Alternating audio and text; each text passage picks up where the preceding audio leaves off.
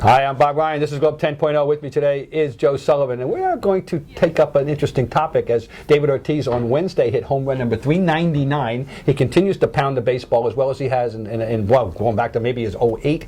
And now the question is that at age 36, in the best shape we've seen him. I mean, he looks like he's a small forward right now, for God's sake. Can we start throwing his name into any Hall of Fame discussion? Because I don't think that was possible to do that before the last couple of years. Well, he'd have to keep going for me, Bob. I mean, it's always 500 home runs is the magic number. He's not going to get the 500 home runs. No. He doesn't have a 300 batting average. And I hate to be so old-fashioned and like batting average. I think it's important. And I don't think he passes the eye test for me as a Hall of Famer. He's a player who's been important to the Red Sox. He's been in a lot of big games, and he's a great guy.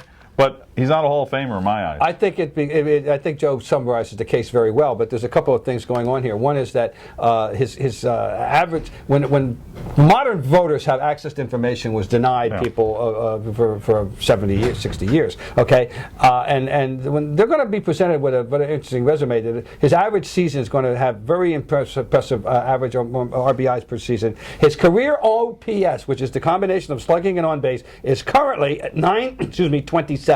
Very hefty. I bet it surpasses. I'm going to take a guess. I wish I had done my homework. I'm sorry, mea culpa. But I bet it surpasses that of some guys that are in there, including the likes of McCovey and Jim Rice, who didn't walk much, and Stargell. That's the kind of cluster of guys. So you're just comparing him to Willie McCovey.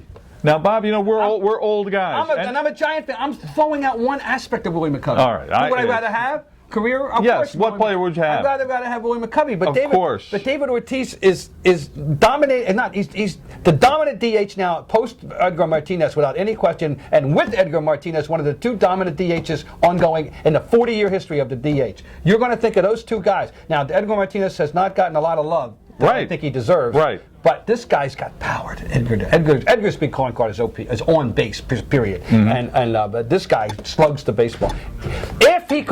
If this body holds up on him and he can do this for a couple more years, I think he will be in the discussion then. Right now, he's just making a very difficult climb. But he's in the discussion, and that's new.